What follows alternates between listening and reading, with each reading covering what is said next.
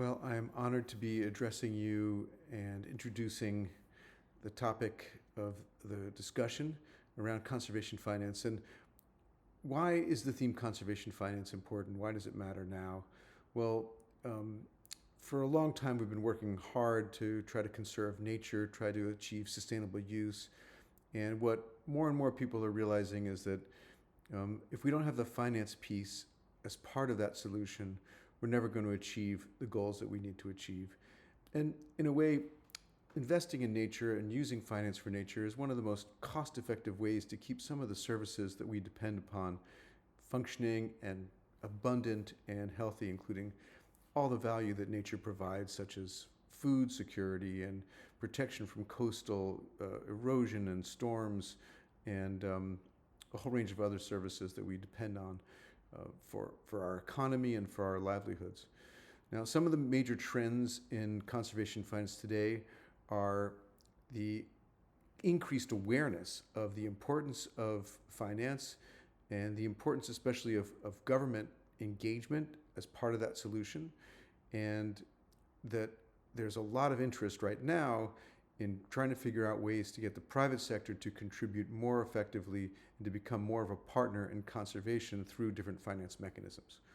So, for example, a country like Sri Lanka would need to keep in mind how to leverage some of these tools and some of these instruments. For example, there's been a huge growth in the interest of debt conversion. This has been financing some conservation trust funds in Latin America and Africa for a long time, but more recently, the Nature Conservancy and other partners are working together to implement debt conversions to finance nature, terrestrial nature, marine areas, and really save government a fair amount of money through providing support for that conversion of commercial debt into lower cost debt. Some other great initiatives out there include blended finance funds and other sources of funding that combines government, philanthropic, and private money in a way that satisfies all the actors. And so a lot of great opportunities with blended finance. And some of the things that Sri Lanka might want to keep in mind to tap into this finance is that different finance mechanisms work at different scales. Debt, for example, works at the national scale, whereas there are mechanisms such as entrance fees or small community-based restaurants or hotels that work at a very local level. And so what is your solution? What are you trying to achieve? At what scale should you try to find a mechanism for? And some mechanisms that are at the national scale, like government budgets, have huge impacts at the local level. And you need a portfolio of finance mechanisms to achieve your outcomes. So there's no one solution that's going to achieve anything. Another thing to think about is the relationships between what's happening on the land and what's happening in the ocean, and try to work together, connecting the land and the sea to make sure that your finance tools and instruments work to solve the real challenges that conservation is facing.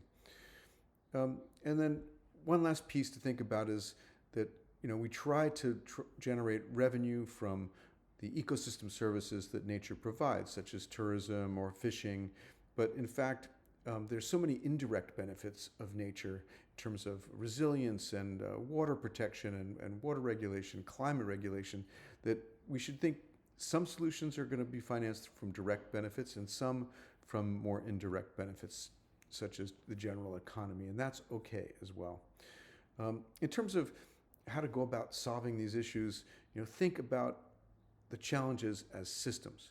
There are systems that are currently not functioning, not including nature into the solutions, not including nature into business decisions or government decisions in ways that are effective. Let's try to think of a whole of government approach where the ministries of agriculture are talking to fisheries, are talking to environment in ways that are more effective, more efficient, and impactful. And some of the solutions require that kind of collaboration.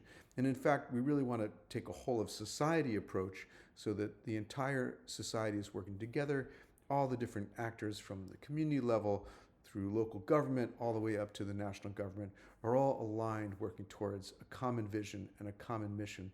And that's the way to achieve big outcomes. Wishing you the best of luck and hope to be with you soon.